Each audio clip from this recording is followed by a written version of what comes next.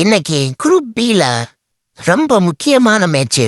Australia versus Sri Lanka. பரபரப்புக்கு பஞ்சமே இல்லாம போச்சு மேட்ச். ஆஸ்திரேலியாவுக்கு டிராவிஸ் ஹெட்டும் மிச்சல் மார்ஸும் அடி புலந்து கட்டிட்டாங்க ஸ்ரீலங்கா பந்து வீச்ச. 8வது ஓவர்ல எல்லாம் டீம் ஸ்கோரு 100 தாண்டிடுச்சு.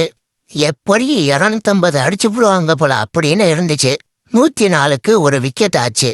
அவ்வளவுதான். ஆஸ்திரேலியா 104க்கு 1, 110க்கு 2, 116க்கு 3, 130க்கு 4ன்னு டக்குன்னு விக்கெட்டு போய் 104க்கு விக்கெட்டே இல்லாம இருந்த ஆஸ்திரேலிய அணி 181க்கு ஆல் அவுட் ஆயிட்டாங்க.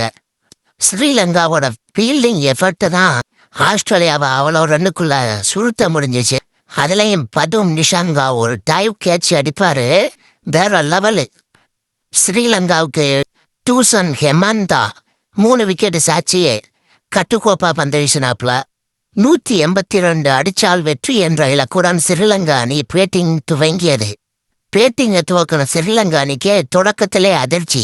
குசல் ஃபெரேரா ஒரே ரன் அடிச்சு அவுட்டாகி வெளியேறிட்டாப்ல. பதும் நிஷாங்கா ஆஸ்திரேலியாவுக்கு மரண அடி அடிச்சிட்டாப்ல. உண்மையான பாக்கெட் டைனமோ இவந்த. ஆளு சைஸ் கம்மி, அடி ஒவ்வொன்னு எடி மாதிரி இருக்கு. 100 ரன் அடிச்சு விட்டேன். இப்போ நடக்கிற T20 வேர்ல்டு கப்ல அடிக்கப்பட்ட முதல் சதம் இதுதான். பதும் நிஷாங்கா முதல் சதத்தை பதிவு செய்தார்.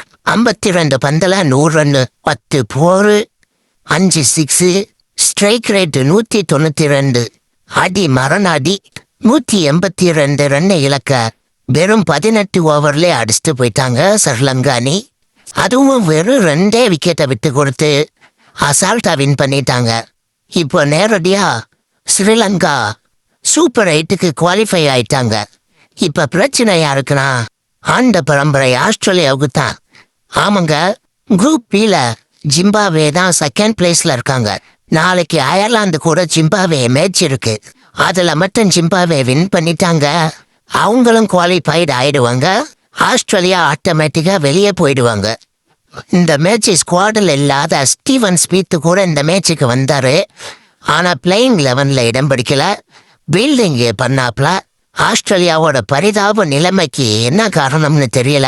ஆண்ட பரம்பரை ஆஸ்திரேலியா அணி குரூப் ஸ்டேஜுடன் விடைபெற்றால் அனைவருக்கும் சந்தோஷமே. ஏனென்றால் நாம் ஜிம்பாப்வேவுடன் இந்திய அணி மோதும் போதே நம்மளுக்கு எளிதாக வெற்றி கிட்டும். ஆஸ்திரேலியா சூப்பர் 8க்கு வந்துட்டாங்கன்னா அதுக்கப்புறம் என்ன பண்ணுவாங்கன்னு நம்மளுக்கு தெரியும். கப்பை தூக்கிக்கிட்டு அவங்க போயிடுவாங்க. அதனால அவங்கள குரூப் ஸ்டேஜோடு அடிச்சு விட்டுறணும். நாளைக்கு எல்லோரும் ஜிம்பாப்வே அயர்லாந்து அணியை வின் பண்ண பிரார்த்திப்போம்.